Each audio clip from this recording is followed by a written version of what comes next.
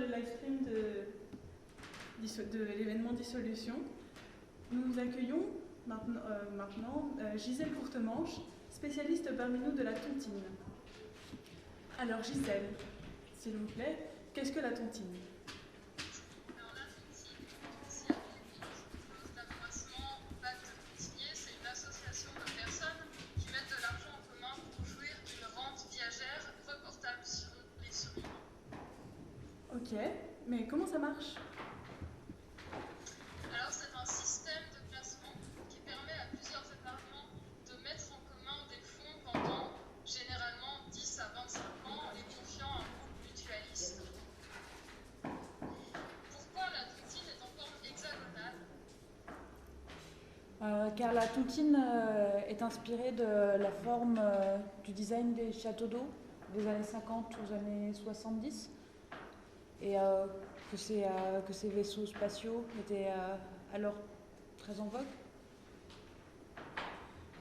Forme que vous pouvez retrouver en bas à gauche de l'écran, en bas à gauche de l'écran.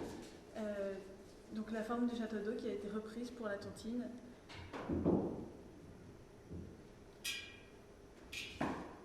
Gisèle, ça m'intrigue, mais qui peut participer à la tontine? Alors toute personne peut souscrire à une tontine jusqu'à 10 ans avant son terme. À l'issue de la tontine, les fonds capitalisés et les intérêts sont redistribués aux épargnants selon leur quote-part. Et c'est légal, cette pratique financière? Juridiquement, la tontine est une convention intervenant entre plusieurs personnes mettant des biens ou des capitaux en commun, avec cette particularité que les sommes versées, leurs produits ou les biens meubles ou immeubles qui auront été achetés à l'aide du capital ainsi constitué appartiendront au dernier survivant.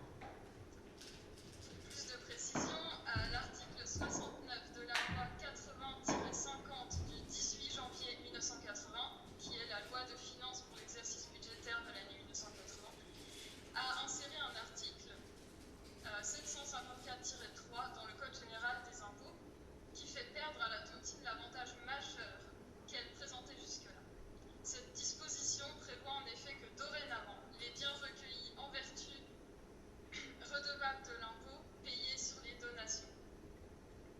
Il n'est fait exception à cette règle fiscale que pour l'habitation principale commune aux deux acquéreurs et à condition que celle-ci ait une valeur inférieure à 76 000 €. Dans le pacte tontinier, quel est le rôle du pain? C'est un aspect que je n'ai pas bien compris. Est-ce que vous pouvez m'expliquer ça? Bien entendu, le premier rôle du pain est un rôle de partage et de communication entre les participants même de la tontine et les curieux. Que pourriez-vous rajouter? Le pain est aussi un vecteur de monnaie. En même temps qu'on le distribue, on propage une monnaie annulée au préalable. D'accord.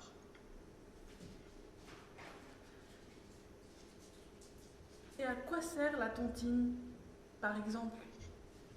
C'est notamment le moyen trouvé par la pratique pour permettre aux survivants d'un couple vivant maritalement d'acquérir la part de son conjoint et de conserver leur logement commun. Les biens qui faisaient l'objet de la tontine se trouvent ainsi transférés aux bénéficiaires de la clause d'accroissement sans qu'ils aient à transiter par la masse successorale que se partagent les héritiers du défunt.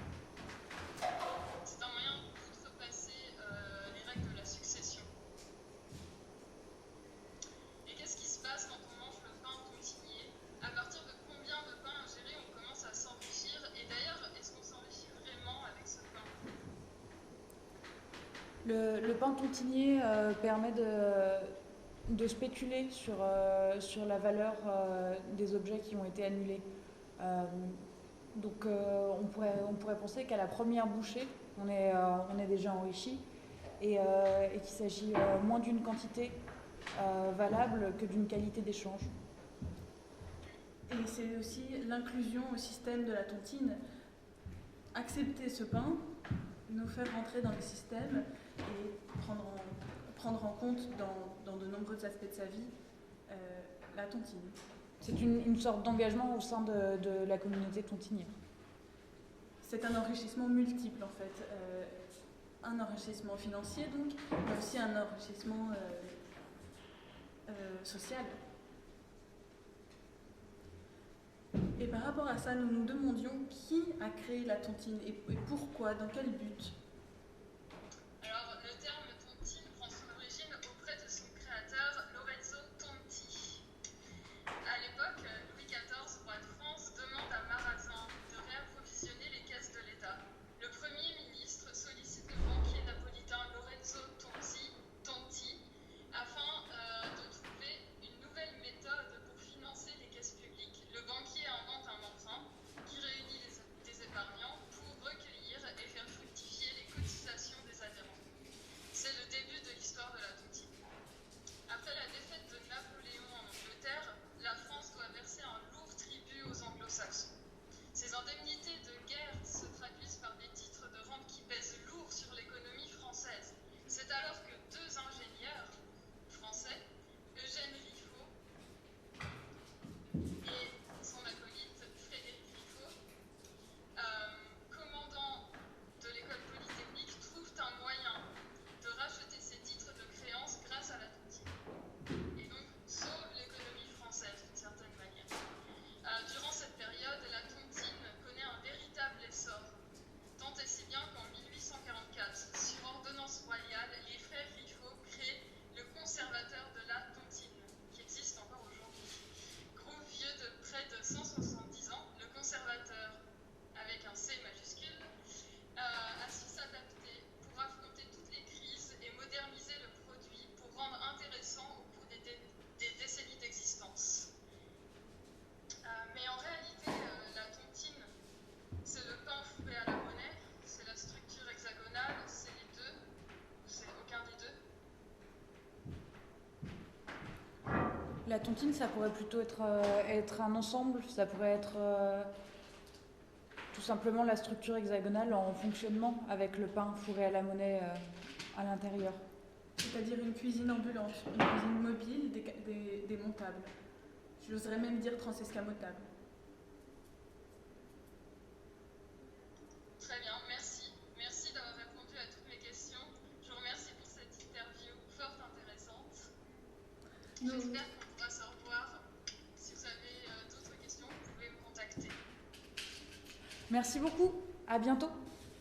Merci, Gisèle Courtemanche. Au revoir. Au revoir.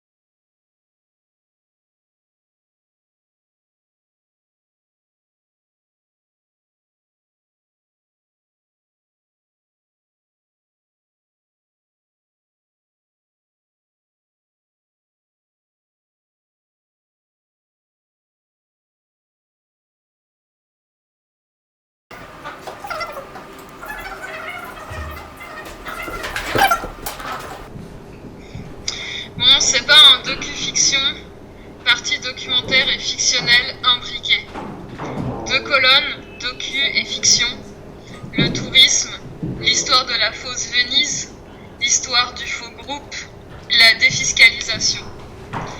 Les grands groupes immobiliers, qui investit dans ce genre de projet? Qui travaille sur cette idée de réplique? Historien spécialiste de Venise, architecte,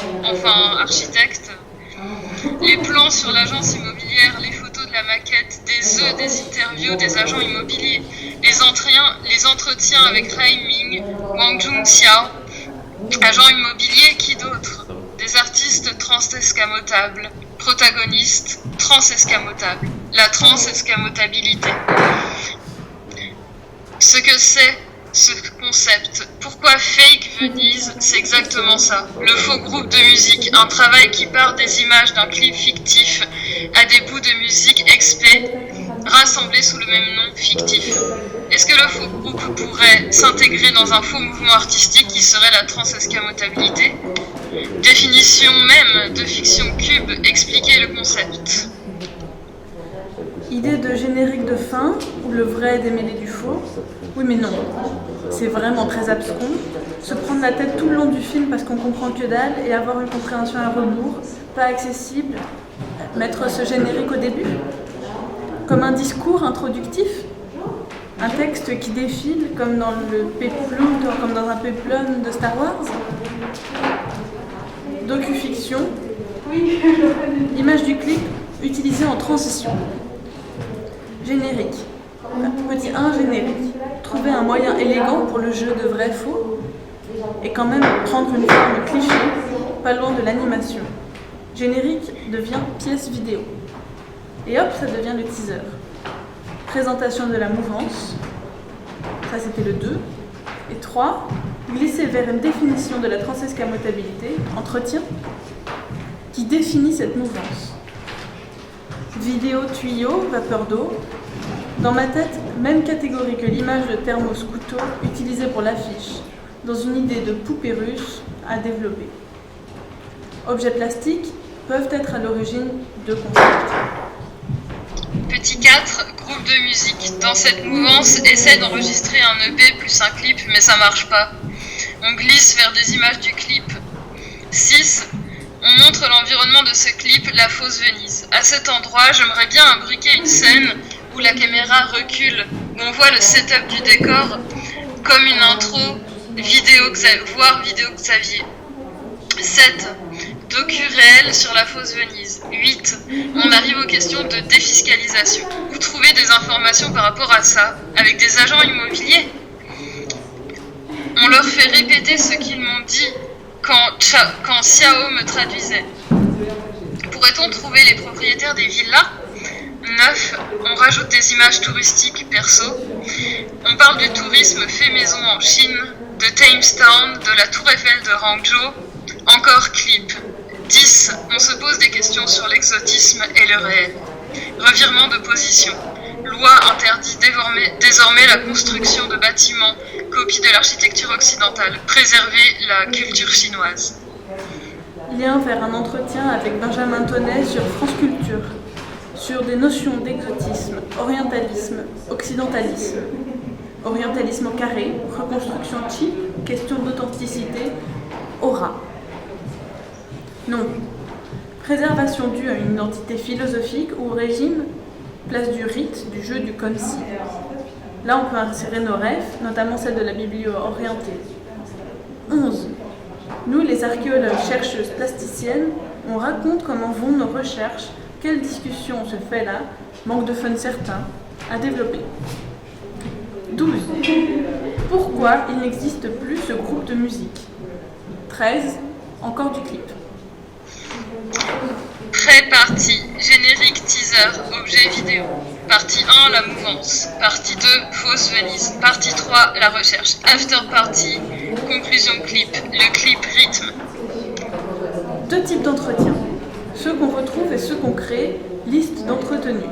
C'est très large. Agent immobilier, Jaime, Jun-xiao, nous les archéotrucs, musiciens, Gab, Achilles, Rémi, Gilles, historien de Venise, promoteur, artiste transescamotable, protagoniste de la transescamotabilité, touriste, Victor Ségalin, Marguerite, Adrien Blouet, historien de l'art, Ilan, la coordinatrice de toute la vie. Benjamin Tonnet. Plan du clip. 1. Mathilde chante. Clip note. Tu es le prêcheur, je suis le filmeur. C'est pas grave, la beauté c'est pour moi. Une diva, pas comme une sirène Héloïse. Oh, comme c'est beau ça.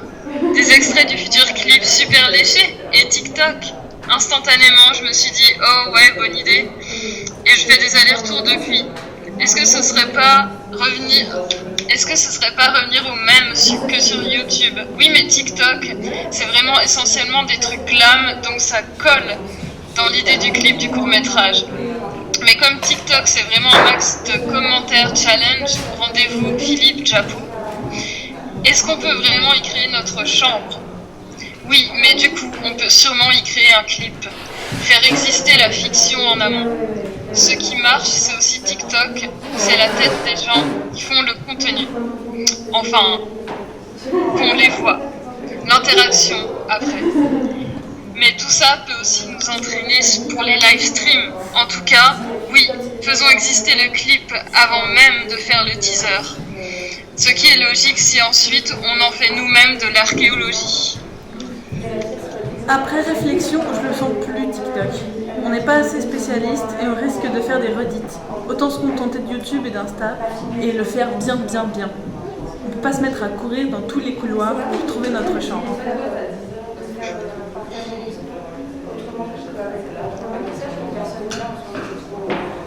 Eh bien, merci Chélie.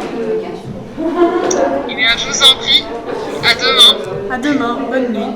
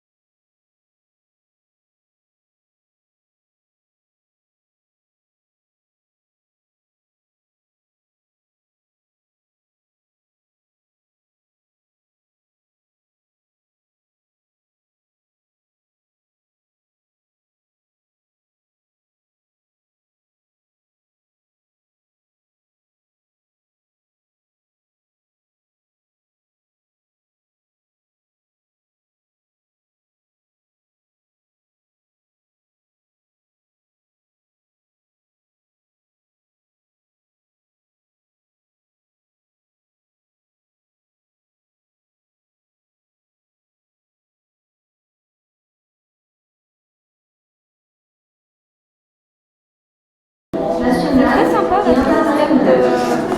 Oui, c'est un système d'agrafes archives. Ah ouais. Oui, je l'aime beaucoup aussi. Donc à chaque fois, on a un peu ce jeu de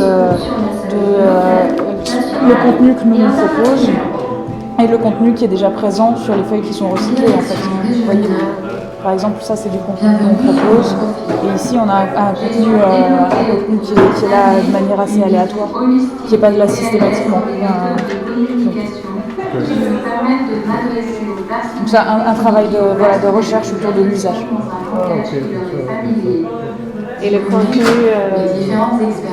a été généré par vous, il est le même dans chaque magasin. Alors, pour le moment, oui, mais du coup, ça, c'est des choses qu'on aimerait enrichir ce week-end. Ah oui, j'avais vu. Voilà, on aimerait enrichir au fur et à mesure. Et il se peut aussi qu'on ait des problèmes d'impression, de papier, comme c'est à chaque fois des systèmes de fabrication assez précaires.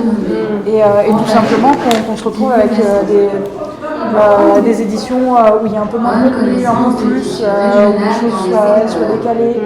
Et comme à chaque fois, il s'agit vraiment d'articles en fait très, très différents. Ils peuvent être pris au hasard, ils peuvent être mélangés. Vous voyez, Vous êtes de quelle école en fait? on est tous, la majorité des gens ont fini leurs études. Mais vous avez fait les études ensemble, non? Une partie d'entre nous était à Nancy, mais pas tous. Voilà. Donc Maxime est en train de monter une imprimante en 2D.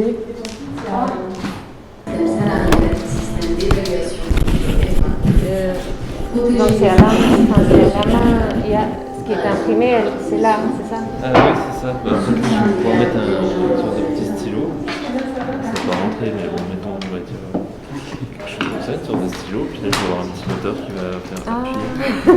Si ça va appuyer comme ça. C'est chouette. Voilà, c'est une sorte d'imprimante accrochable. On peut pas en lancer directement des autres choses. Si.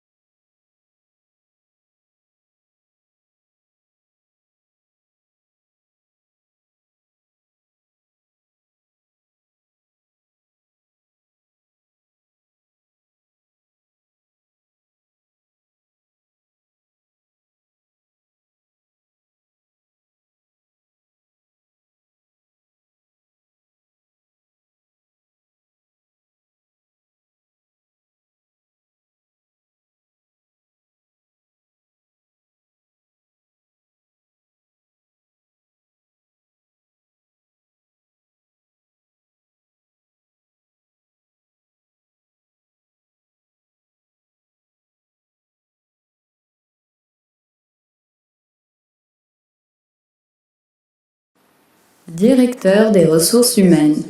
Mes expériences vécues pendant 16 années du travail sont ainsi de suite. Élaborer les conditions générales de la fonction RH, base contractuelle, système salarial, système d'évaluation, etc. Protéger les intérêts sectoriels supérieurs, par exemple coordination. Soutien des cadres dirigeants lors de la mise en œuvre. Accompagner le suivi de la sélection, de la gestion des compétences, d'équipe et du développement du personnel, ainsi que des licenciements. Assistant responsable de programme. Jeune, dynamique, motivé, ambitieux.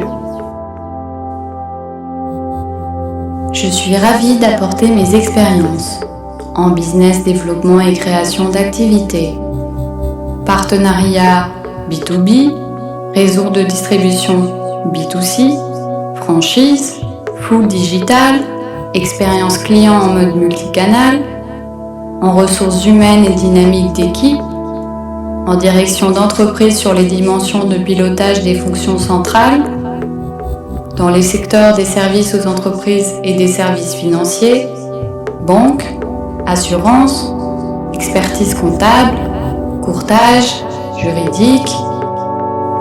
Concepteur.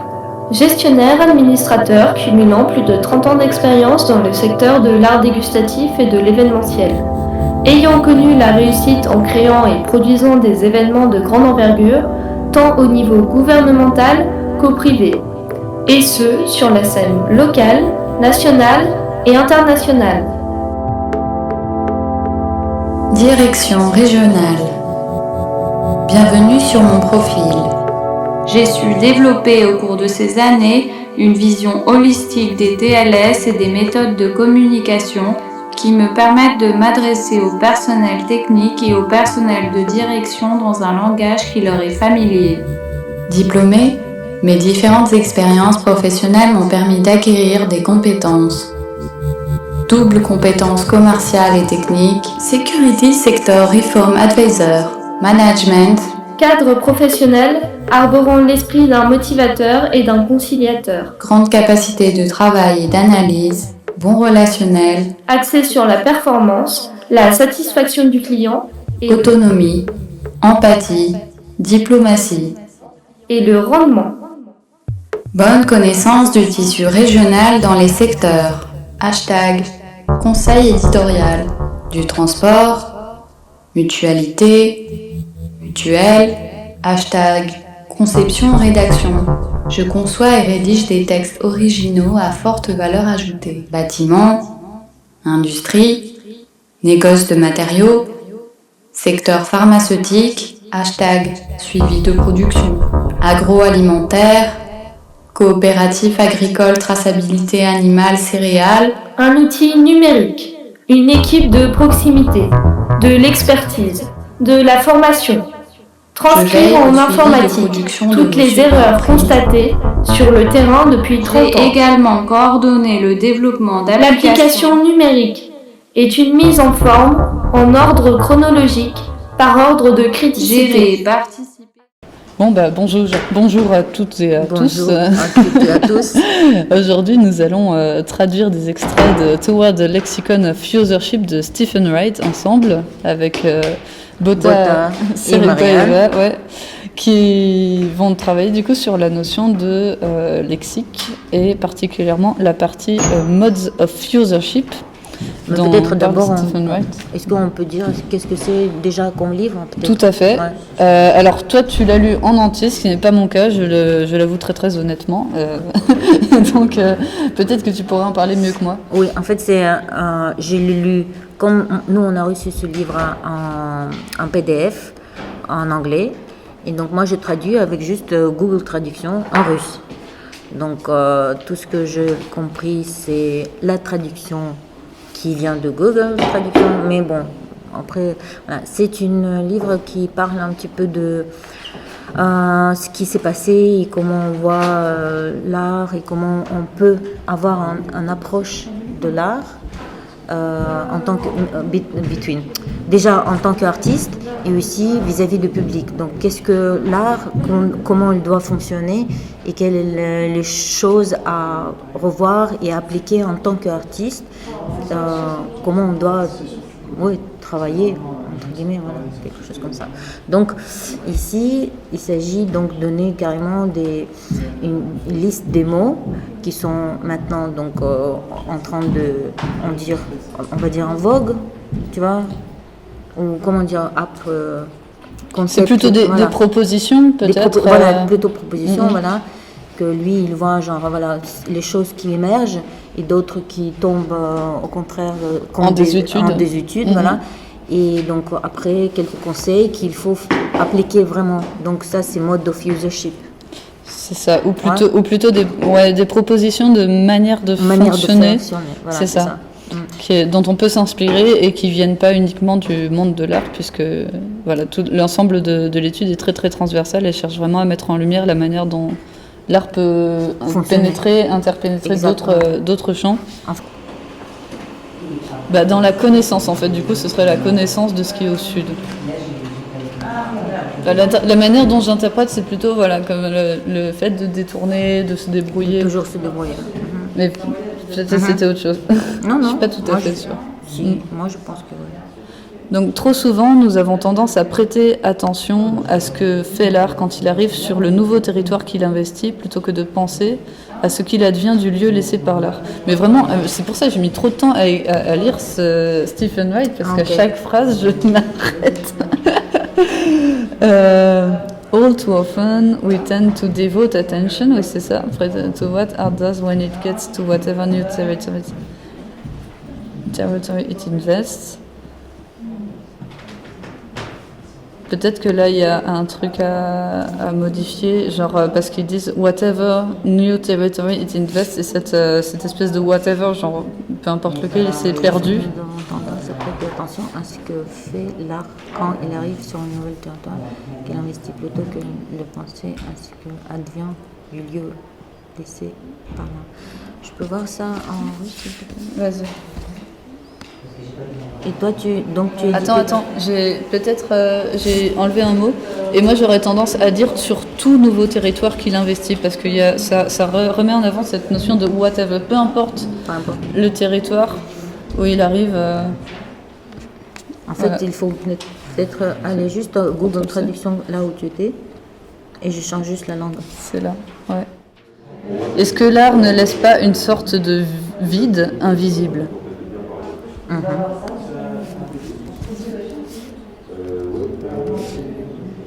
Je vais redire.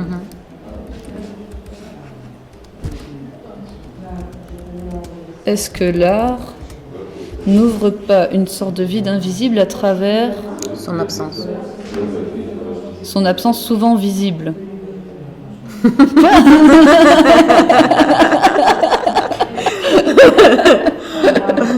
Vas-y, donne-moi ce morceau. Je dirais peut-être que void, ce serait une sorte d'appel d'air en fait. L'appel d'air, il est invisible. C'est une sorte de mouvement. Void, genre, il aspire par l'absence, il crée une aspiration, comme un tourbillon, comme un trou noir. Peut-être. Nividimo postato, c'est genre le vide invisible. Oui. Mais, ouais, ok. Peut-être c'est moi qui ai trop... Void. Annuler, nul, vacant. Lacune, manque. Annuler, combler le vide. Là, pareil. J'interprète, mais... Peut-être j'interprète un peu trop, mais j'aurais tendance à dire une sorte d'appel d'air, parce que sinon je comprends pas pourquoi il commence sa phrase par dire que le truc il est invisible et puis ensuite qu'il est évident. J'ai l'impression que c'est juste une manière de compliquer les choses gratuitement. C'est plus, alors trop souvent nous prêtons attention à ce que... Est-ce que l'art n'ouvre pas une sorte d'appel d'air ou de... Une vacance, voilà. Vacances, c'est genre une quelque chose place qui vacant. C'est ça, voilà. Quelque chose qui est vacant, c'est vide. Disponible. Mais du coup, ça appelle à être rempli. D'une manière passive, il y a un manque en fait. Je sais pas. Une sorte de vacances invisible.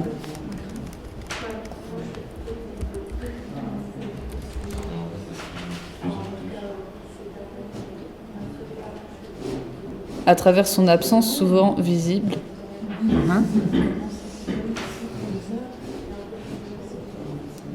Vacances. Culture provocante, ça paraît que ça a été mal traduit. Du coup, c'est taunting culture. Ouais. En plus, c'est un verbe, c'est pas un adjectif. C'est plutôt moquant. Se moquant de la moquant. culture. Ouais. Se moquant de la culture.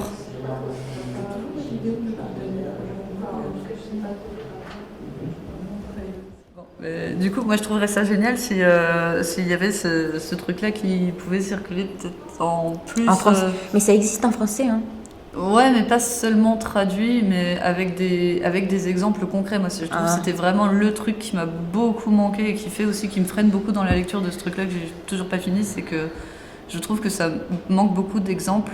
Et moi, je trouve que c'est dommage parce que s'il y a quelqu'un dans notre groupe de 15 personnes, il y avait quand même les gens qui ont même rencontré Stéphane Wright. Ouais, tout à fait. Donc, si jamais eux, ils pouvaient s'échanger, ils partageaient au moins entre nous, tu vois. Ouais. Et de dire, voilà, ce qu'eux, ils ont vu, parce qu'ils sont forcément beaucoup plus en courant. Et donc, moi, je pense que c'était important quand même de pouvoir parler aussi encore avec eux.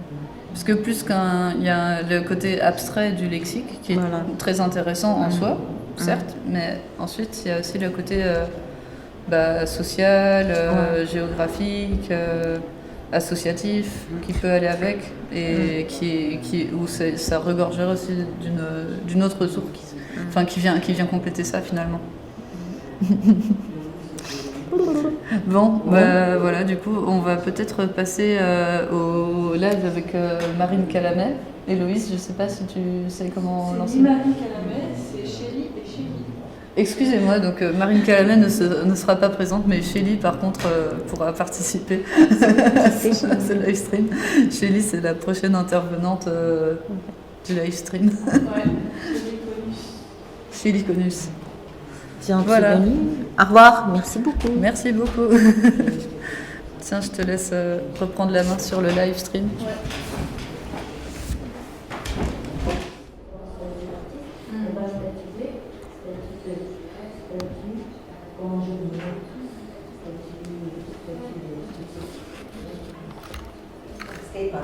Statut d'artiste, statut d'intermittent du spectacle. Le statut, c'est pas en papier, la fonction, le statut comme les deux. Le statut, c'est une structure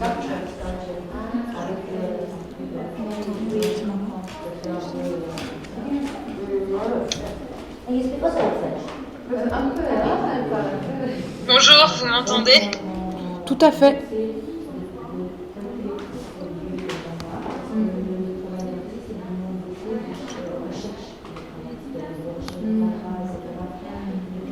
Alors, ne pas donner d'indication temporelle. Le mouvement a disparu. On ne situe pas où exactement il a existé. Depuis quand? On peut citer parfois des dates, mais rien de cohérent ni de précis. Au contraire, citer des dates peut nous permettre de donner des indications qui désorientent. Ne pas définir les domaines de recherche des deux professionnels. On reste très vague à ce sujet aussi, tout en donnant des anecdotes, être mystérieux sans paraître mystérieux. Attention vis-à-vis de la dernière journée de travail. Ne pas partir sur des exemples celtes, antiques ou bibliques, beaucoup trop référencés. Attention aussi à ne pas partir sur des réflexions évasives concernant la vie et l'existence. Toujours se recentrer sur le propos. Pensez à prendre le temps de lire plus d'extraits du manifeste et pas seulement en citant des fragments de phrases. Les deux peuvent coexister. mais bien prendre le temps de lire certains petits paragraphes lancés à l'émission de France Culture Les Chemins de la Philosophie, où une belle place est donnée à l'extrait, souvent avec des interprètes ou encore des extraits d'œuvres cinématographiques, radio, musicales. Ne pas avoir peur des blancs dans la conversation, des temps de respiration. Ça donne de la place et ça facilite le montage. Concepts sur lesquels s'appuyer en vrac. Présence de la tête d'âne, songe d'une nuit d'été, donc mise en abîme, fiction dans la fiction, caverne de Platon et pas grotte, cheval de Troie, interstice, eau trouble, hors champ, à compléter. Continuer les injonctions, les questions à l'autre. Toujours S à la caméra qui parle à V hors champ. Indication concernant la personne derrière la caméra, allumer le micro, faire plus correctement la balance des blancs, trouver une source d'éclairage supplémentaire pour équilibrer la lumière. LED blanche type frontale. La ring light, pour les prochaines fois, je l'aurai à partir de mardi. Mais si c'est la nuit, on ne pourra pas de toute façon mettre tout en blanc, alors c'est pas grave s'il y a du bruit. Si les lumières sont jaunes, du moment que c'est équilibré et pro, quoi. Utiliser le fauteuil rouge, se mettre en face du vide, prendre un plus grand soin au décor, imprimer au préalable les textes pour que chacun ait une version papier plus agréable. Imprimer le texte, plusieurs exemplaires, à la fois utiles et décoratifs. Je l'avais écrit plus haut sans voir que tu l'avais écrit, mais je le laisse quand même pour montrer que je suis d'accord. Une deuxième caméra et deuxième micro éventuellement, qui peut être fixe et mobile, qui filme Victor parfois, la personne derrière la caméra qui allume le micro. Plus grand soin au décor, avec des objets clin d'œil, par exemple chéni, une impresso, des affiches faites, des culbutos anciens, des images qu'on s'envoie sur Messenger, une projection peut-être pour une prochaine vidéo. Peut-être que vous pourrez compiler nos images de Transesca, les projeter et avoir une personne qui les commente, pose des questions. Vous, Max, Chloé, je ne connais pas assez bien les voisins de Descartes, mais des gens comme ça aussi. Arsène, Sio, pourquoi pas aussi. Et ce serait cool de joindre ces vidéos. Ce serait aussi une bonne façon d'intégrer différentes langues. Ok, je me recentre sur ce week-end. Ah, et je me disais, peut-être plusieurs personnes en même temps, mais ça dépend des personnalités. Les timides vont tout seuls avec la personne derrière la caméra qui peut se mettre à côté de la caméra. Ça peut être aussi du contenu podcast, si ce qu'ils disent peut être assez accrocheur, même sans les images. Par rapport au décor de nouveau, Victor et Seb, très sincères et tout. En revanche, on peut laisser un décor très emprunté et presque stéréotypé peut-être.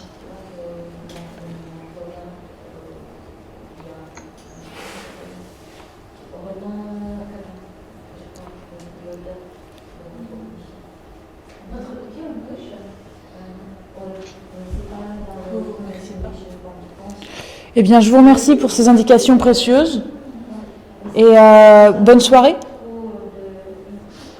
Merci, à vous aussi. Bonne soirée.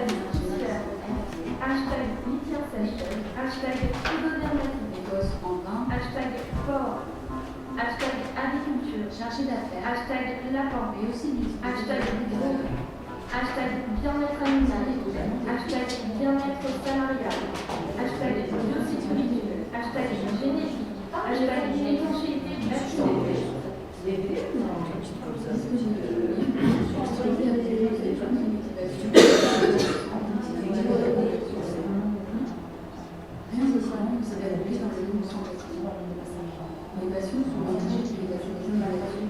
Monsieur le Diacon, c'est la raison qui a fait leur choix. Et confusion. Merci. Pour une histoire intelligente, linguistique. C'était lui. Enfin, ça vaut Je fais des cycles notamment.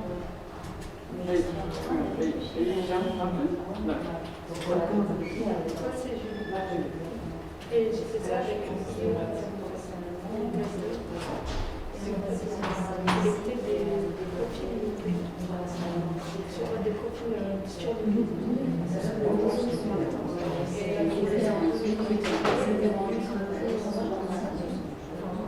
Élaborer les conditions générales de la fonction RH en base contractuelle, système salarial, système d'évaluation, protéger les intérêts sectoriels supérieurs, soutien au cadre dirigeant de l'entreprise, accompagner les charges de la sélection de la gestion de compétences,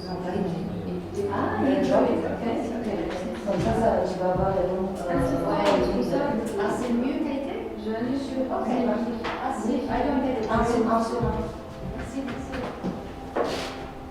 Je suis ravie d'apporter mes expériences en business développement et création d'activités, partenariat B2B, réseau de distribution B2C, franchise, coût digital, expérience client en mode multicanal, en ressources humaines et dynamique d'équipe, en direction d'entreprise sur les dimensions dans les secteurs des services aux entreprises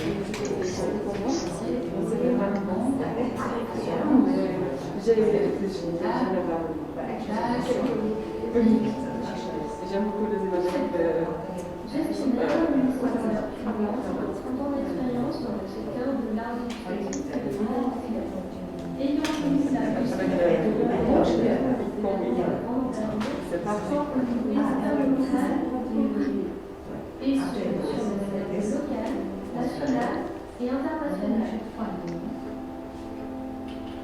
Direction régionale. Bienvenue sur mon profil. Je suis développée au cours de cette année une vision holistique des PLS qui me permettent de m'adresser les personnes communiquer aux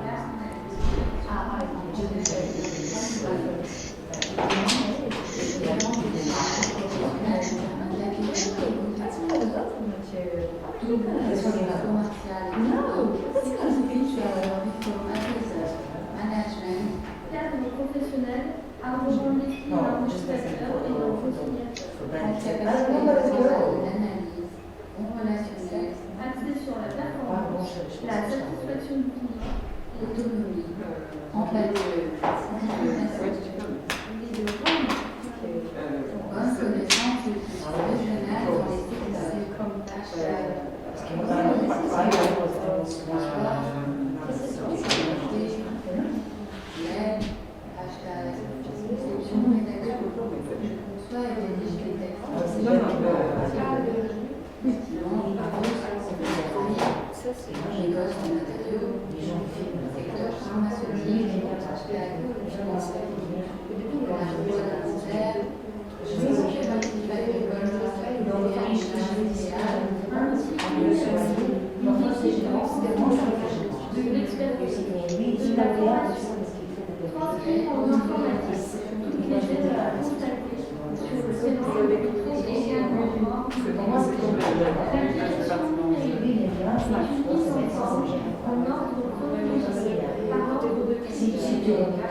avec un plan d'action et diverses ressources. De toutes les possibilités pratiquement les mots-clés impactants, hashtag civilisation, hashtag transition, hashtag inclusivité, hashtag civilisation, hashtag énergie, hashtag social, hashtag bien-être, hashtag économique, hashtag sport, hashtag addiction, hashtag délinquance, hashtag vision, hashtag bien-être animal, hashtag bien-être salarial, hashtag biosécurité, hashtag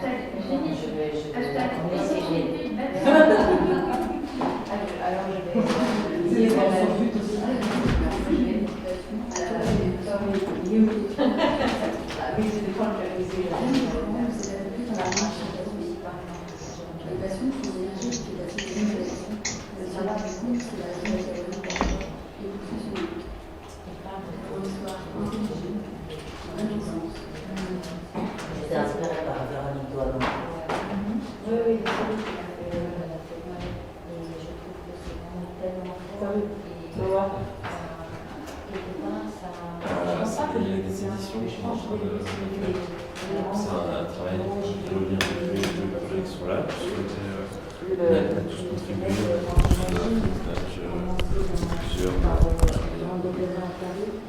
et ça parle d'usage dans l'art et de travail. Tu peux regarder si tu veux.